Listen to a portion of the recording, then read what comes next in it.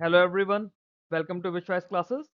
हमारे आने वाले आरबीआई ग्रेड बी 27 और नाबार्ड ग्रेड ए 26 एग्जाम के लिए या बाकी जो भी कोई एग्जाम है जिसमें करंट अफेयर्स और गवर्नमेंट स्कीम्स आती हैं, उन हर एग्जाम के लिए टारगेट करते हुए जुलाई महीने की गवर्नमेंट स्कीम्स हम लोग इस वीडियो में करना शुरू करेंगे। पार्ट 1 रहेगा ये जुलाई की गवर्नमेंट स्कीम्स का। ये मेरा मेन टेलीग्राम चैनल है विश्वास क्लासेस, इसे आप लोग फॉलो कर सकते हैं। नाबार्ड ग्रेड ए के एग्जाम के लिए नाबार्ड जीआरए नाम से मेरा टेलीग्राम चैनल है। आप नाबार्ड जीआरए डाल के सर्च करेंगे, आपको नाबार्ड ग्रेड ए का चैनल मिलेगा। आरबीआई का जो मेरा चैनल चल रहा था 2026 में बनाया था ऑलरेडी, आरबीआई जीआरबी 2026, इसे भी आप लोग ज्वाइन कर लीजिए। कुछ टाइम बाद मैं इसका हैंडल चेंज कर दूंगा, बट फिलहाल के लिए let us keep this handle only.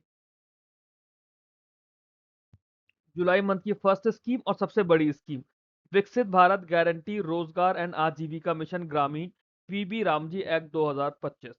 2025 को एक्ट आया था जिसे ऑफिशियली इंप्लीमेंट किया गया 2026 जुलाई से।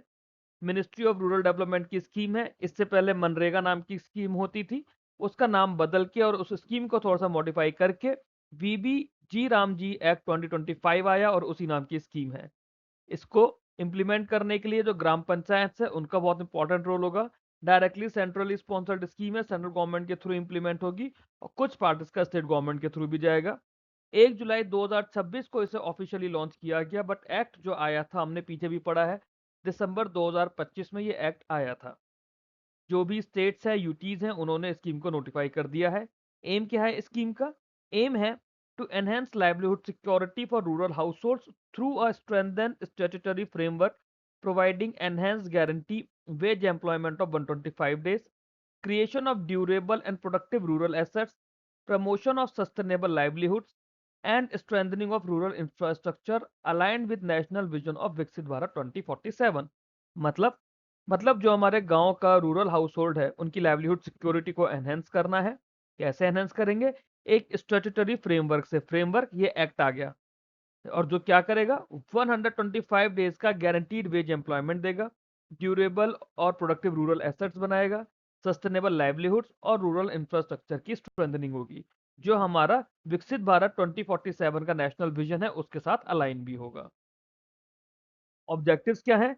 Guarantee 125 days of ways employment देना है हर फाइनेंशियल ईयर में to every rural household whose adult members volunteer to do unskilled manual work। खास चीज पे ध्यान दीजिएगा, अनस्किल्ड मैनुअल वर्क है। Create durable and productive rural assets, promote sustainable livelihood and strengthen rural infrastructure, encourage a whole of government approach through convergence with other central and state government programs। Whole of government approach को इसमें encourage करना है, convergence होगा दूसरे central और state government programmes के साथ भी। Programme promote technology enabled planning implementation monitoring and transparency. अब देखो जो कन्वर्जेंस होता है ना, किस तरह से होता है। यहाँ पे क्या है, अनस्किल्ड मैनुअल वर्क है जो कि मोरलेस लेबर क्लास का वर्क होता है। जैसे आपको कहीं नहर खोदनी है, कहीं गड्ढा खोदना है, कहीं कुछ बनाना है, ईटा पत्थर उठाना है। अब मान लो किसी मिनिस्ट्री का या किसी स्टेट गवर्नमेंट का कोई प्रोजेक्ट आता है जिसके अंदर किसी गांव में कोई तालाब बनाना है या कोई बड़ी नहर को वहां से निकालना है। अब उसके लिए जो मैनुअल लेबर चाहिए वो वो वीबी जी राम जी एक्ट वाली आएगी। या फिर वहां पे कोई बिल्डिंग बनानी है, कोई पुल बनना है, उसके लिए मैनुअल लेबर चाहिए होगी कुछ, वो ये वाली आएगी, मनरेगा वाली। तो ये कन्वर्जेंस होता है कि मनरेगा की पार्ट में उन्हें एम्प्लॉयमेंट मिल गया और उस स्कीम के लिए उनको लेबर रिसोर्सेज मिल गए। की फीचर्स क्या है? सबसे पहले तो ये कि स्टैट्यूटरी गारंटी है of not less than 125 days. तो ऐसा नहीं कि 125 डेज फिक्स है, उससे ज्यादा भी हो सकते हैं, बट मिनिमम 125 डेज है। पहले ये वैल्यू 100 थी जब मनरेगा स्कीम थी, अब इसे बढ़ा के 125 कर दिया है। 4 थीम्स इसमें बताई गई हैं। 4 thematic focus domains for work. कौन कौन सा? वाटर रिलेटेड वर्क जो वाटर सिक्योरिटी इंश्योर करेंगे, core rural infrastructure, livelihood related infrastructure and works for mitigation of extreme weather events.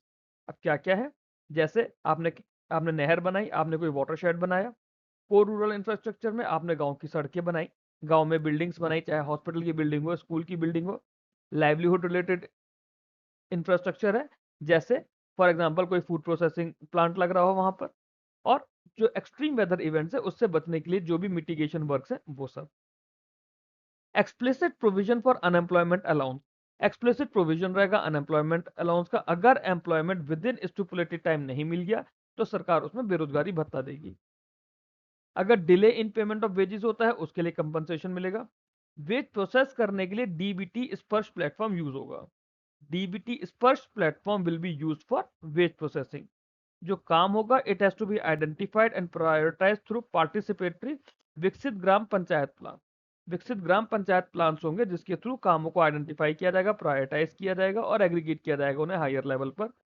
Comprehensive institutional framework होगा इंक्लूडिंग टेक्नोलॉजी इनेबल्ड एमआईएस।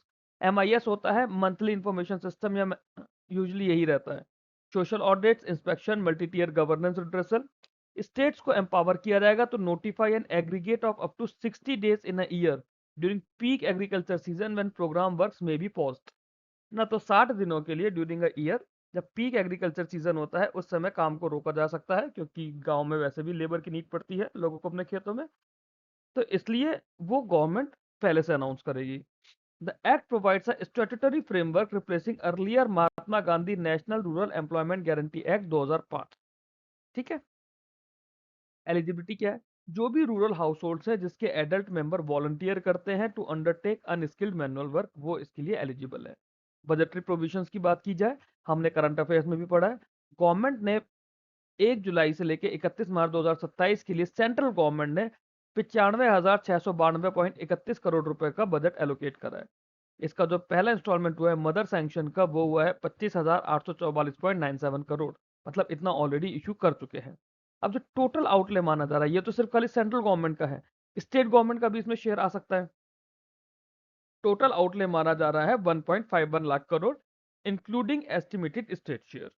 अब जो funding pattern होगा central government का और state government का, तो जो नॉर्थ ईस्टर्न स्टेट्स हैं, हिमालयन स्टेट्स हैं और स्पेसिफाइड यूनियन टेरिटरीज हैं, वहां पे 90:10, मतलब 90% सेंट्रल गवर्नमेंट का शेयर होगा, 10% स्टेट गवर्नमेंट का। बाकी सारी स्टेट्स में 60:40 होगा, स्टेट्स में भी और यूनियन टेरिटरीज विद लेजिस्लेचर में भी। एक्सेस एक्सपेंडिचर जो भी होगा इसके अलावा वो स्टेट्स को ही बेयर करना पड़ेगा। प्रधानमंत्री विकसित भारत रोजगार योजना, ये हमारी सेकंड स्कीम है। तो ministry of labour and employment की स्कीम है प्रधानमंत्री विकसित भारत रोजगार योजना, पीएम वीबीआरवाई। ये ईपीएफओ ऑर्गेनाइजेशन है, एम्प्लॉयज प्रोविडेंट फंड ऑर्गेनाइजेशन, जिसके लिए आप लोग अभी एनफोर्समेंट ऑफिसर या फिर अकाउंट ऑफिसर का फॉर्म भी भरोगे जब वैकेंसीज आएंगी।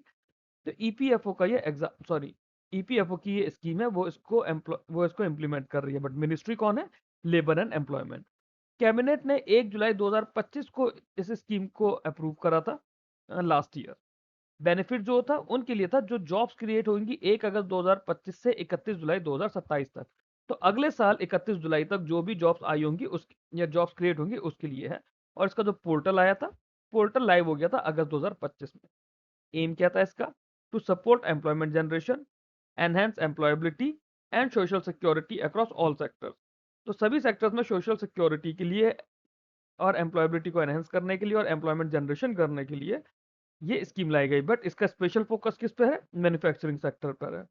बाय इंसेंटिवाइजिंग क्रिएशन ऑफ, तो इसके अंदर एम इसका ये रहा कि एम्प्लॉयमेंट जनरेशन हमें बढ़ाना है, एम्प्लॉयबिलिटी को बढ़ाना है, सोशल सिक्योरिटी को अक्रॉस ऑल सेक्टर हमें बढ़ाना है, स्पेशली मैन्युफैक्चरिंग सेक्टर को। बट कैसे? जो नई जॉब्स बनेंगी उसको इंसेंटिवाइज करके, और जो फर्स्ट टाइम एम्प्लॉयज होंगे उन्हें social security net social security net के अंदर लाके। ऑब्जेक्टिव है 3.5 करोड़ जॉब्स को क्रिएट करना है over the period of 2 years. ठीक है। जब इतना जॉब्स को हम इंसेंटिवाइज करेंगे तो एम्प्लॉयर्स को मन करेगा कि जॉब्स और क्रिएट करें। जो फर्स्ट टाइम एम्प्लॉयज होंगे उन्हें फॉर्मल वर्कफोर्स में आने के लिए सपोर्ट मिलेगा। Provide incentives to employers for generating new employment. तो जो हमारा मैन्युफैक्चरिंग सेक्टर्स होता है जहाँ पे छोटी छोटी नौकरियां बहुत ज्यादा चाहिए होती हैं लेबर क्लास के लिए, या जो सेमी स्किल्ड जॉब्स होती हैं, वहां पे लोगों को ऑप्शंस मिलेंगे। Expand formal employment and social security coverage, strengthen the bridge between youth and industry. ये हमारे ऑब्जेक्टिव्स हो गए विकसित भारत रोजगार योजना के। की फीचर्स की बात की जाए तो सेंट्रल सेक्टर स्कीम है, टोटल बजटरी आउटले है इसका 99,446 करोड़, 99,446 करोड़ 2 साल की स्कीम है। इस स्कीम में दो पार्ट्स हैं। क्या? पहला पार्ट है, part A focus on the first time employees, part B है जो कि एम्प्लॉयर्स पे बात करेगा। जो फर्स्ट टाइम एम्प्लॉयज है जिनकी earning up to 1 lakh rupees per month है, they are eligible for one time incentive equivalent to 1 month EPF wage, जिसकी अपर सीलिंग 15,000 रुपए है। It will be paid in 2 installments after completion of 6 months and 12 months of continuous service linked to a financial literacy program. जो employers होंगे उन्हें incentive मिलेगा up to 3,000 रुपए per month पर new employ. Registration करने के लिए लोगों के लिए प्रधानमंत्री विकसित भारत रोजगार योजना पोर्टल है, वहीं पे एम्प्लॉयर्स और एम्प्लॉय अपना रजिस्ट्रेशन कर सकते हैं। इसको इम्प्लीमेंट करने का काम ईपीएफओ की तरह थ्रू है और स्पेशल फोकस मैन्युफैक्चरिंग सेक्टर पर है।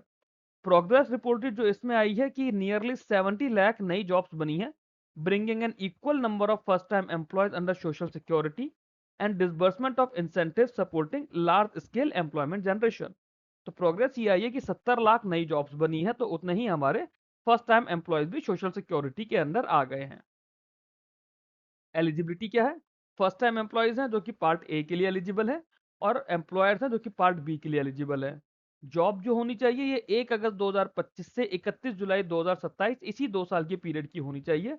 और फर्स्ट टाइम एम्प्लॉयज जो होंगे उनकी salary up to 1 lakh rupees per month है।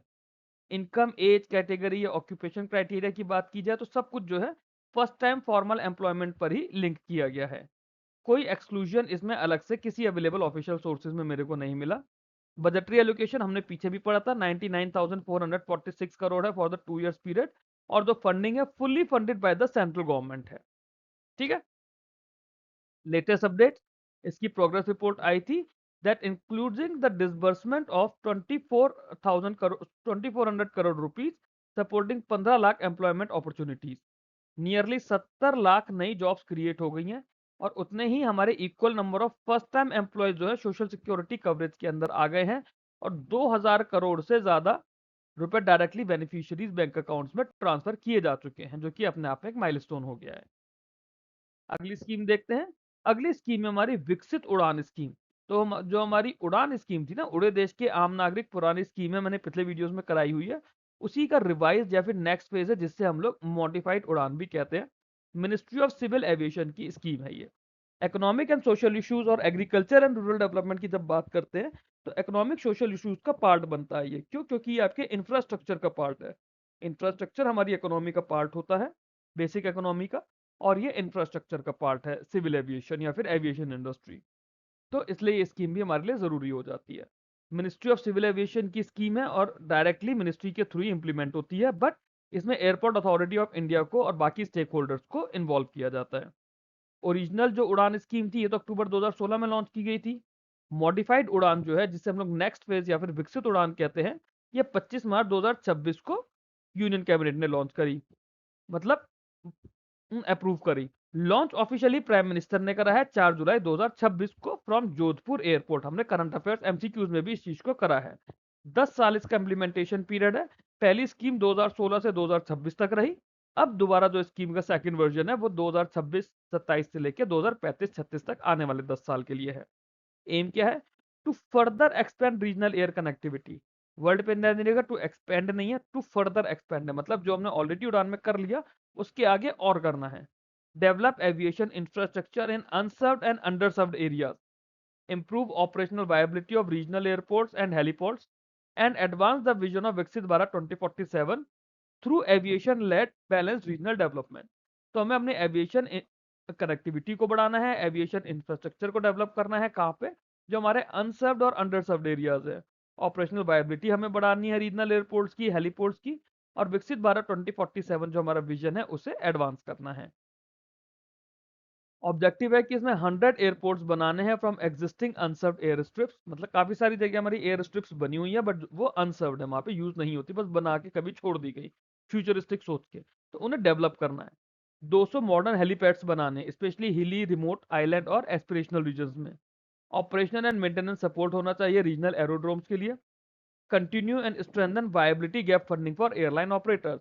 फॉर एग्जांपल जैसे यूपी का कोई एक डिस्ट्रिक्ट ले लो, मुरादाबाद ले लो या बरेली ले लो, वहां पे अगर एयरपोर्ट बनता है, वहां पे फ्लाइट चलानी है, तो फ्लाइट ऑपरेटर्स को इनिशियली उतना प्रॉफिट नहीं होगा जितना शायद जितना उनका खर्चा होगा। तो वहां पे ऐसे में गवर्नमेंट उनके लॉसेस को कवर करने के लिए जो फंडिंग करती है उसे वायबिलिटी गैप फंडिंग कहते हैं। Promote affordable air travel, last mile connectivity, और इंडिजीनियस एरोस्पेस सेक्टर को सपोर्ट करना है अंडर आत्मनिर्भर भारत। ये इसका ऑब्जेक्टिव हो गया है। की फीचर्स की बात करें तो 28,840 करोड़ रुपए इसका बजट है आने वाले 10 सालों के लिए। की कंपोनेंट्स के अंदर क्या-क्या है? हमने पीछे भी देखा 100 एयरपोर्ट्स बनाने हैं फ्रॉम अनसर्व्ड एयर स्ट्रिप्स, जिसके लिए outlay सिर्फ 100 एयरपोर्ट्स का जो खर्चा बताया गया है 12,159 करोड़ रुपए। ओएनएम सपोर्ट दिया जाएगा ऑपरेशन एंड मेंटेनेंस का 2,577 करोड़ का फॉर अराउंड 441 एरोड्रोम्स, जिसका कैप्ड सपोर्ट है 3 साल तक का। 200 मॉडर्न हेलीपैड्स बनाए जाएंगे एट 15 करोड़ ईच, तो इसका अमाउंट आएगा टोटल 3661 करोड़। अब मुझसे कैलकुलेशन मत पूछना कि 15 दूनी 300 होते हैं तो 3000 करोड़ क्यों नहीं हुआ। जो गवर्नमेंट ने बोला है वो ये दिया हुआ है, क्योंकि इसमें फिर एक्स्ट्रा खर्चे भी होते हैं, ऐसे समझ लो कि जीएसटी जा रहा है। वायबिलिटी गैप फंडिंग की जाएगी 10,043 करोड़ की over the 10 years for airline operators with tapered support extending to fourth and fifth year. Tapered support मतलब कि 3 साल का तो सपोर्ट है ही है, और उसके बाद फोर्थ और फिफ्थ में थोड़ा सा सपोर्ट कम हो सकता है। स्कीम ग्रेटर एम्फेसिस रखती है इंफ्रा डेवलपमेंट, ऑपरेशनल सपोर्ट और वायबल इकोसिस्टम के लिए। और जो ओरिजिनल उड़ान स्कीम थी वो इतनी सक्सेसफुल रही because it operationalise hundreds of routes across 95 districts, heliports and water aerodrome. Eligibility को क्या है? जो हमारे अनसर्व्ड या अंडर सर्व्ड रीजन है, टीयर 2 टीयर 3 सिटीज हैं, हिली और रिमोट आइलैंड्स हैं, एस्पिरेशनल डिस्ट्रिक्ट्स हैं, एयरलाइन ऑपरेटर्स हैं, इंफ्रा डेवलपर्स हैं जो कि स्कीम के क्राइटेरिया को रूट्स और एरोड्रोम डेवलपमेंट के लिए मीट करेंगे। एरोड्रोम्स को इसमें प्रायोरिटाइज किया जाएगा through challenge mode. Budgetary allocation हम लोग काफी अच्छे से पढ़ ही चुके हैं। 28,840 करोड़ रुपए बजट है 26-27 से 35-36 तक का। कंपोनेंट वाइज बात की जाए तो एरोड्रोम डेवलपमेंट के लिए 12,159 करोड़, ओएनएम सपोर्ट के लिए 2,577 करोड़, हेलीपैड्स के लिए 3,661 करोड़ और वीजीएफ के लिए 10,043 करोड़। लेटेस्ट अपडेट्स इसकी यही है कि कैबिनेट अप्रूवल मिला था 25 मार्च को, और प्राइम मिनिस्टर ने 4 जुलाई को स्कीम को पब्लिकली लॉन्च कर दिया। चेंज क्या हुआ? मॉडिफाइड उड़ान स्कीम के अंदर ये एक तो नेक्स्ट फेज आ गया, ठीक है, और इसमें जो सिग्निफिकेंट फोकस है वो एनहेंस फोकस है कि 100 नए एयरपोर्ट्स और 200 हेलीपैड, और फिर extended viability gap funding support on O&M assistance. नए टारगेट्स यही है जो हम लोगों ने बजट की बात करी। 28,840 करोड़ 10 साल का बजट, 100 एयरपोर्ट, 200 मॉडर्न हेलीपैड। ये जो फिगर्स है ना, 100 एयरपोर्ट है, 200 मॉडर्न हेलीपैड से, ये आपके एग्जाम के लिए प्री और मेंस दोनों के लिए बहुत ज्यादा जरूरी है। नेक्स्ट स्कीम है हमारी mobile phone manufacturing scheme, MPMS. Ministry of electronics and information technology ने ये स्कीम लॉन्च करी, mobile phone manufacturing scheme. Date of launch है इसका कि स्कीम का टेन्योर 5 साल है, फाइनेंशियल ईयर 26-27 से 30-31 तक। यही इन्फॉर्मेशन मेरे को मिल पाई सही से। एम क्या है इसका? जो हमारा production of mobile phones in India है उसे फर्दर हमें स्केल अप करना है, डोमेस्टिक वैल्यू एडिशन को डीप करना है, सप्लाई चेन स्ट्रेंथन करनी है, enhance global competitiveness, building Indian brands to achieve technological sovereignty, capture larger economic value and create Indian patents and design and R&D।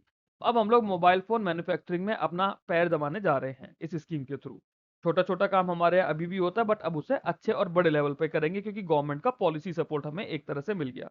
हमें जरूरी क्यों है? क्योंकि जब हम कम्युनिकेशन की बात करते हैं अपनी इकोनॉमी में, तो इकोनॉमी में कम्युनिकेशन एक बहुत इंपॉर्टेंट पार्ट आ जाता है। जैसे ज्योग्राफी में होता है, सेम वे इकोनॉमी में भी है। तो इसलिए ये स्कीम हमें पढ़ने के लिए ज़रूरी हो जाती है। प्लस कुछ भी जब ऐसा नया हो रहा होता है, एक तो ये इकोनॉमिक डेवलपमेंट में एड करेगा, इसलिए भी हमारे लिए ज़रूरी है ना? और इसके अंदर जॉब्स क्रिएट हो जाएँगी जब कोई नई इंडस्ट्री लगती है, तो इसलिए भी ज़रूरी हो जाता है। ऑब्जेक्टिव क्या है?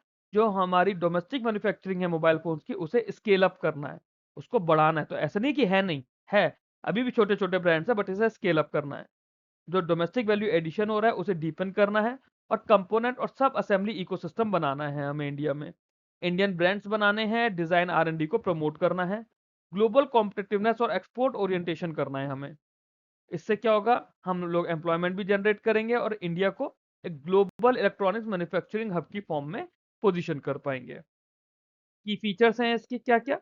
कि जो एलिजिबल सेल्स होंगी मैन्युफैक्चरिंग ऑफ मोबाइल फोन्स की at differentiated rates ranging from 2.25 to 5%, ये इंसेंटिव सपोर्ट मिलेगा।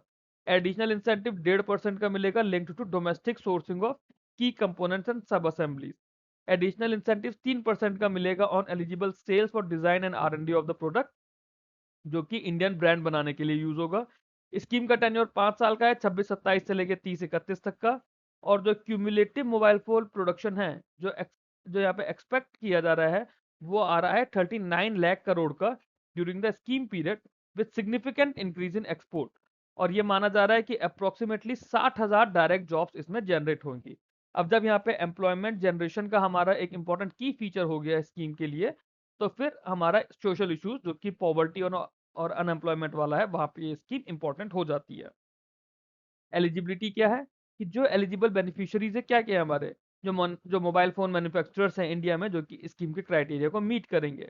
इम्पोर्टेंट एलिजिबिलिटी कंडीशन क्या है कि इंसेंटिव जो होगी वो एलिजिबल सेल्स के थ्रू लिंक होगी।